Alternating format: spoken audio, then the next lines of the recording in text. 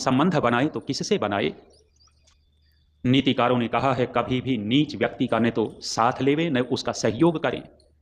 यदि हीन और नीच आदमी का सहयोग करेंगे और उसका साथ लेंगे, आप साथ ले रहे हो, उसका सहयोग कर रहे हो, लेकिन नीच आदमी उपकार नहीं माना करता है, कहीं ना कहीं नीचे नीचे हानि किया करता है, हमारे लिए बाधाएं ही खड़ी किया करता है।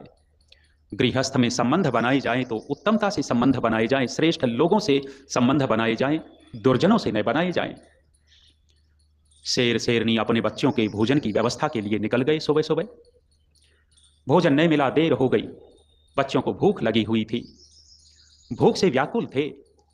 ज्यादा देर तक भोजन नहीं मिलता तो हो सकता था कि प्राण निकल जाएं। बकरी जा रही थी, बकरी ने बच्चों को देखा, भूख लगी है, बिलक रहे हैं, भोजन नहीं मिला तो मरेंगे। बकरी को दया आई और अपना दूध पिला दिया। शेर शेरनी के बच्चों ने दूध पिया, दूध शरीर में गया तो शरीर में दूध नहीं गया, ऊर्जा चली गई। जो पड़े थे, बिलक रहे थे, फुदकने लग गए, कूदने लग गए, बड़े अच्छे से खेल रहे थे।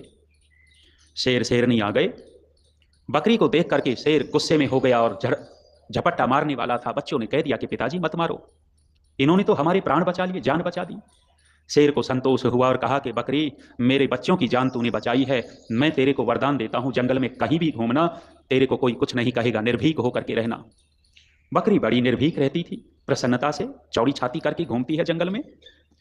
एक दिन चील ने कहा कि अरे तेरे को डर नहीं लगता, ऐसे ही घूमती है। बकरी ने सारी घटना सुना दी, उपकार कर रखा है, उपकार के बदले में ये मुझे मिला है। चील के मन में भी आ गया कि तू भी उपकार कर ले, तू भी फायदा उठा ले।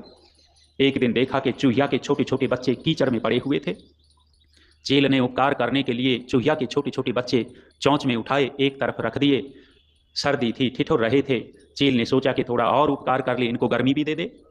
अपनी पंखों में दबा करके बैठ गई कि गर्मी मिलेगी। गर्मी मिल गई उनको, बच्चों को, चूहिया के बच्चों को गर्मी मिल गई। चील ने विचार किया कि अब चल, उड़ चल, ज्यादा देर क्या करेगी यहां। कहते हैं जब उड़ने लगी तो उड़ नहीं पाई। उड़ नहीं पाई, क्यों नहीं उड़ पाई? गर्मी पाकर के चूहिया के बच्चों ने चील के पंख ही कुतर दिए, पंख ही कुतर डाले। बकरी आ गई, बकरी को कहने लग गई कि अरे तू तो कहती थी कि उपकार के बदले ये मिलता है। बकरी ने बड़ी सुंदर बात कही कि मेरी बहन, उपकार करना तो किसी योग्य का, किसी बढ़िया आदमी, किसी श्रेष्ठ आदमी का करना, नीच का उपकार करोगे तो पंख ही कटवाओगे।